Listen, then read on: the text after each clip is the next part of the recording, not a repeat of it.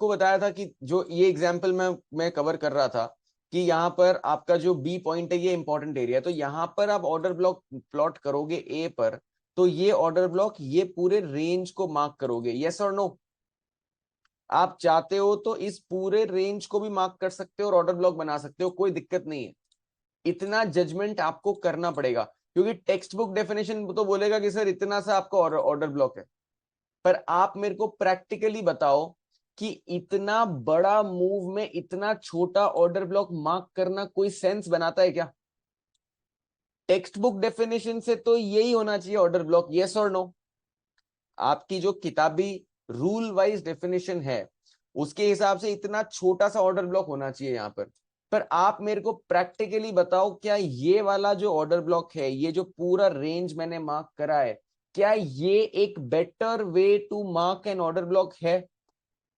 अब आप इतने एरिया को भी मार्क कर सकते हो, आप इतने एरिया को भी मार्क कर सकते हो, तरीके तीनों सही हैं, पर ये वाला तरीका थोड़ा गलत होगा क्योंकि इतनी छोटी रेंज को मार्क करना प्रैक्टिकली सही नहीं है।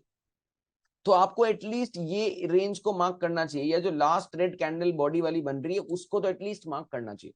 सिमिलरली बी के केस में यहाँ पर मेरा ये जो पूरा रेंज है यही मेरा ऑर्डर ब्लॉक है, तो प्राइस यहाँ पर आया, प्राइस ने यहाँ पर अपना रिएक्शन दिया, यहाँ पर अपनी एंट्री बन जानी चाहिए और उसके बाद प्राइस ने एक अच्छा मूव भी दिया। तो अब आप यहाँ सोचोगे कि सर क्या बढ़िया मूव दिया, पर आप देखोगे ना कि अगर आप रेड वाले मॉडल से एंट्री करोगे तो आपका एसएल ये होगा और आपका टारगेट इसके ऊपर, तो आपको 1:3 का टारगेट बढ़िया सा मिल जाएगा। क्यों लूंगा मैं ये टारगेट? क्योंकि ये मेरा पूरा सप्लाई एरिया है और इस सप्लाई एरिया में भी मेरे को दिख रहा है कि एक प्रीवियस हाई बना हुआ है, तो इसके ऊपर लिक्विडिटी होगी, यस और नो? इस हाई के ऊपर लिक्विडिटी होगी क्या?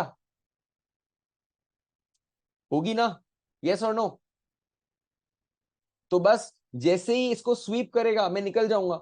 अब मैं हो सकता है यहीं पर निकल जाऊं, 2.8 पर निकल जाऊं, 2.7 पे निकल जाऊं, जरूरी नहीं है मेरे को 3 मिलेगा ही मिलेगा, मेरा टारगेट 3 का है, पर 2.8 आएगा और मेरे को एग्जिट सिग्नल मिल गया तो मैं निकल जाऊंगा। ठीक है, ये हो गया आपका पहला पॉइंट ऑफ इंटरेस्ट जो था ऑर्डर ब्लॉक। ठीक है, डन, क्लियर। अब आ जाते हैं फेयर वैल्यू गैप पर। ये फेयर वैल्यू गैप क्या है? अब fair value gap order block का ही भाई बंधु है, मतलब सेम फैमिली से। फेयर वैल्यू गैप का क्या लॉजिक है वो समझते हैं। उससे पहले आपको समझना पड़ेगा एक वॉइड क्या होता है। उससे पहले आपको समझना पड़ेगा कि वॉइड क्या होता है। वॉइड या रीबैलेंसिंग दोनों का नाम सेम है। अभी हमने क्या स्टडी किया था? डिस्प्लेसमेंट और इम्बैलेंस, यस और नो? अभी हमने डिस्प्लेसमेंट और इम्बैलेंस पढ़ा था। डिस्प्लेसमेंट और इम्बैलेंस होने के बाद एक डिस्प्लेसमेंट एक वॉइड या एक गैप छोड़ देता है मार्केट में, जहां पर प्राइस ने कभी ट्रैवल किया ही नहीं होता है, और उस वॉइड या गैप की फिलिंग को हम रीबैलेंसिंग बोलते हैं। तो जब भी कोई इम्बैलेंस बनेगा वो एक वॉइड या एक गैप छोड़ देगा मार्केट में, और वो वॉइड और गैप की अल्टीमेटली रीबैलेंसिंग होगी। तो जब एक डिस्प्लेसमेंट क्रिएट होता है या एक इम्बैलेंस क्रिएट होता है, वो एक पॉइंट ऑफ इंटरेस्ट को बर्थ देता है। वो पॉइंट ऑफ इंटरेस्ट या तो ऑर्डर ब्लॉक होगा या फेयर वैल्यू गैप होगा। ये पॉइंट ऑफ इंटरेस्ट जो है जब बन जाता है, प्राइस इस पॉइंट ऑफ इंटरेस्ट तक तब ही आएगी जब प्राइस की कोई रीबैलेंसिंग होगी। मतलब एक एग्जांपल समझाता हूं, जैसे लेट्स टेक एग्जांपल ऑफ हेमीप्रो। यहां पर प्राइस ने क्या करा, एक बार मैं स्टार्टिंग से शुरुआत करता हूं तो आपको बेटर अंडरस्टैंडिंग मिलेगी। अभी क्या हुआ कि जब मैं ये वाला एग्जांपल यहां तक आपको मैं दिखाता हूं, 1 मिनट।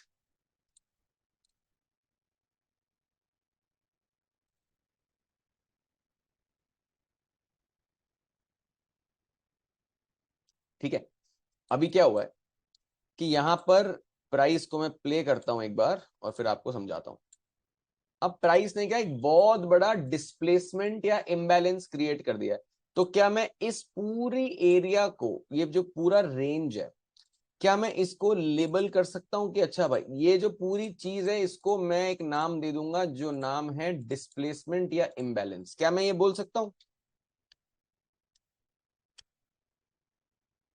इसको मैंने नाम दे दिया कि ये जो पूरा प्रोसेस है ये हो गया डिस्प्लेसमेंट या इम्बैलेंस। ये डिस्प्लेसमेंट या इम्बैलेंस जब जब भी होगा तब तब वो एक पॉइंट ऑफ इंटरेस्ट को बर्थ देगा। वो एक पॉइंट ऑफ इंटरेस्ट को बर्थ देगा, मतलब ये डिस्प्लेसमेंट या इम्बैलेंस किसी एक पॉइंट ऑफ इंटरेस्ट की वजह से होंगे। तो हमारा पॉइंट ऑफ इंटरेस्ट क्या है? ऑर्डर ब्लॉक, वो हमने मार्क कर दिया। तो क्या ये वाली लाइन समझ में आ गई कि एक डिस्प्लेसमेंट या इम्बैलेंस होने के बाद ये डिस्प्लेसमेंट एक नीचे पॉइंट ऑफ इंटरेस्ट को छोड़ जाएगा जो हमारा इंस्टीट्यूशन का फुटप्रिंट है? यस और नो? ये डिस्प्लेसमेंट या इम्बैलेंस जब हो गया है तब ये एक ऑर्डर ब्लॉक या फिर एक फेयर वैल्यू गैप को पीछे छोड़ के चला जाएगा। करेक्ट? यस और नो? यस, ठीक है। अब जब ये डिस्प्लेसमेंट हो गया है ना, तब प्राइस ने ना कुछ एरियाज में कभी ट्रैवल किया ही नहीं है। जैसे प्राइस ने इस एरिया, ये जो मैं हाई बना रहा हूं इस रेड कैंडल का, और जो मैं अगली ग्रीन कैंडल का लो बना रहा हूं, क्या प्राइस ने कभी इस एरिया में ट्रैवल किया है? क्या आपको दिख रहा है कि यहां पर एक गैप बन गया है प्राइस में, एक एम्प्टी पॉकेट, एक एम्प्टी पॉकेट रह गया है मार्केट में? यस और नो? ये जो मैं एरिया क्रिएट कर रहा हूं ना, ये जो पूरा एरिया मैंने क्रिएट किया है, ये एरिया को मैं बोलूंगा एक वॉइड है। मार्केट में एक वॉइड रह गया है, मार्केट में एक गैप रह गया है कि यहां पर प्राइस ने कभी भी आया ही नहीं है। प्राइस ने सिर्फ इस रेंज से इस रेंज तक जरूर एक्शन किया है, पर यहां पर प्राइस ने एक वॉइड छोड़ के चला गया है। ये वॉइड में लिक्विडिटी बहुत सारी पड़ी होती है। क्यों, कैसे होती है, समझाता हूं। जैसा कि मैंने बताया था आपको एक पिछले एग्जाम्पल में, मैंने एक घर का एग्जाम्पल दिया था, किसी को याद है? मैंने एक घर का एग्जाम्पल दिया था कि यार अगर मेरे को एक घर है जिसकी फेयर वैल्यू 4 करोड़ रुपए है और जो सेलर है वो 6 करोड़ में बेचना चाहता है, मेरे को बाय करना है 3.5 करोड़ में। ठीक है, मेरे को 3.5 करोड़ में बाय करना है। तो अभी क्या हो रहा है कि जो सेलर है वही राजा है, क्योंकि उसको बेचना है। मेरे को अगर अर्जेंसी है बाय करने की, तो मेरे को पता है कि मेरे को सेलर के प्राइस पे बाय करना पड़ेगा। तो प्राइस क्या करेगा, जो करंट मार्केट प्राइस जो था वो 4 करोड़ पे था, तो मेरी जो कैंडल थी वो अभी करंटली यहां पर थी। सडनली क्योंकि 6 करोड़ पे सौदा हो गया, तो प्राइस ने एक इम्बैलेंस कैंडल क्रिएट कर दी। Fair enough, make sense? क्योंकि 6 करोड़ में सौदा हो गया तो प्राइस ने एक बड़ी इंबैलेंस कैंडल क्रिएट कर दी। तो मेरे को ये बताओ, क्या ये प्रॉपर्टी कभी 4.25 करोड़ में बिकी, 4.5 करोड़ में बिकी, 4.25 करोड़ में बिकी, 5 करोड़ में बिकी, 5.25 करोड़ में बिकी, 5.5 करोड़ में बिकी, 6.25 करोड़ में बिकी, या डायरेक्टली 6 करोड़ में बिक गई? ये बताओ, डायरेक्टली ट्रांजैक्शन किस प्राइस पे हुआ है? डायरेक्ट 6 करोड़ पे। तो प्राइस ने कभी ये डिस्कवरी करी ही नहीं कि 4.5 करोड़ में कितने बायर है, 5 करोड़ में कितने बायर है, 5.5 करोड़ में कितने बायर है, 6.25 करोड़ में कितने बायर है? यस और नो?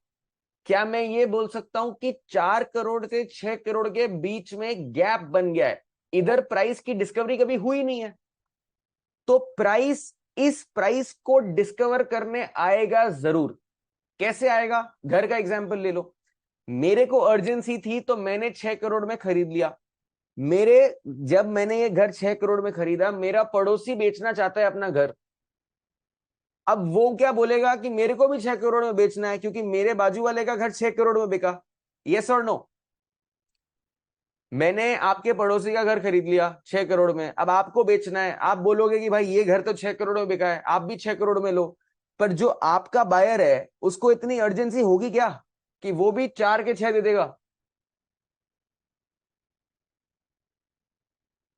यस और नो? आपका घर जो आपसे खरीदना चाहता है, क्या उसको भी इतनी अर्जेंसी होगी कि जो चीज आज मार्केट में 4 करोड़ की है वो 6 करोड़ भर देगा? उसके नहीं भरेगा। वो बोलेगा कि भाई जमीन पे आओ, 5 करोड़ में सौदा करते हैं, ना आपका ना मेरा। क्या यही होगा? एक रियलिस्टिक एग्जाम्पल बता रहा हूं आपको। धीरज, आपको समझ में नहीं आया, चलो समझाता हूं। मैं कह रहा हूं कि यहाँ दो घर हैं, ठीक है, एक घर ये है, एक घर ये है, ठीक है। मेरे को बहुत अर्जेंसी थी घर लेने की, इधर ही खरीदना है मेरे को बस डट गया कि मेरे को इधर ही लेने का है। मार्केट प्राइस इस घर का 4 करोड़ है, बट जो सेलर है वो मांग रहा 6 करोड़ था। तो अब मार्केट प्राइस 4 है, सेलर 6 मांग रहा है, मेरे को अर्जेंसी होगी तो मैं 6 करोड़ भरूंगा क्या, हाँ या ना? मेरे को लेना ही है, मेरे को पैसे की कोई प्रॉब्लम नहीं है, मेरे को लेना ही है। तो धीरज आप बताओ, क्या मैं ये घर 6 करोड़ में खरीद लूंगा? यस। तो प्राइस ने डायरेक्टली डिस्कवर करा कि 6 करोड़ पे एक ट्रांजैक्शन हो गया है। 4.5 करोड़ पे नहीं हुआ, 4.25 करोड़ पे नहीं हुआ, 5 करोड़ पे नहीं हुआ, 5.25 पे नहीं हुआ, 5.5 पे नहीं हुआ, 6.25 पे नहीं हुआ। डायरेक्टली प्राइस ने 4 से 6 का जंप मार लिया। अब मैंने ये घर खरीद लिया। अब मेरे बाजू में जो घर है, ये भी घर बिकने वाला है। सामने वाला बंदा बोलता है मेरे को भी ये बेचना है। अब जो इस घर का मालिक होगा वो कितने में बेचने की कोशिश करेगा? इस घर का मालिक कितने पैसे में इसको बेचने की कोशिश करेगा? 6 करोड़ में, क्योंकि पास वाला घर 6 करोड़ में बिका है, मेरा भी घर सेम है, तो वो भी बोलेगा भाई 6 करोड़ चाहिए। पर जो इस घर को खरीदने आएगा, क्या वो 4 करोड़ की जगह 6 करोड़ 2 करोड़ एक्स्ट्रा देगा? क्या उसको इतनी अर्जेंसी होगी कि मेरे को तो इधर ही लेना है, अभी के अभी लेना है? वो बोलेगा नहीं भाई, मेरे को इतनी अर्जेंसी नहीं है, मैं 4 के 6 नहीं दूंगा। यस और नो धीरज? यही होगा ना? Make sense?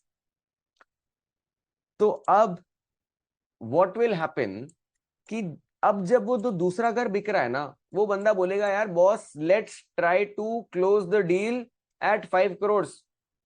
तो सेलर बोलेगा अरे यार ठीक है, और कोई तो खरीद रहा नहीं है, 6 करोड़ पे तो कोई खरीदेगा नहीं, सबको पता है 6 करोड़ पे कोई नहीं खरीदेगा, वो तो इस बेवकूफ ने ले लिया, अब तो कोई 6 में खरीदेगा नहीं। मार्केट प्राइस 4 की है तो 5 में बेच देता हूं, मेरे लिए तो विन विन है। क्या ये सोचेगा seller? Will the seller think like this?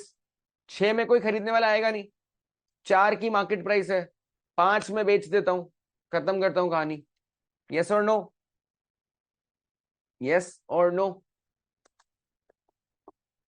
बताओ। यस। तो यहां पर अगर मैं कैंडल स्टिक से इसको डिस्प्ले करूं तो क्या यहां पर एक रेड कैंडल बन जाएगी जो करंट प्राइस को 5 करोड़ पे लेकर आ जाएगी? क्या ये होगा? क्या ये होगा? अब नेक्स्ट जो घर है, एक और पड़ोसी है, वो पड़ोसी सपने ले रहा है कि चलो मैं 5 में बेच देता हूं। अब जो बायर आएगा वो बोलेगा भाई 4.5 में डील करते हैं, ना आपका ना मेरा, क्योंकि मेरे को तो इमीडिएटली खरीदना नहीं है घर। और वो बोलेगा कि यार पहले ये घर 6 करोड़ में ट्रेड कर रहा था, 5 में हो गया तो प्राइस गिर रहा है इसका, तो मैं तो 4.5 से ज्यादा नहीं दूंगा। तो अब जो ट्रांजैक्शन होगा वो 4.5 करोड़ पे होगा, तो अब प्राइस आ गया यहाँ पर 4.5 करोड़ का प्राइस हो गया। अब जैसे ही प्राइस 4.5 हो गया है, किसी बड़े बंदे को दिखता है कि यार ये घर की लोकेशन वगैरह बढ़िया है, सस्ते में मिल रहा है, पहले 6 में डील हुई है, अभी 4.5 में मिल रहा है, ले लेते हैं।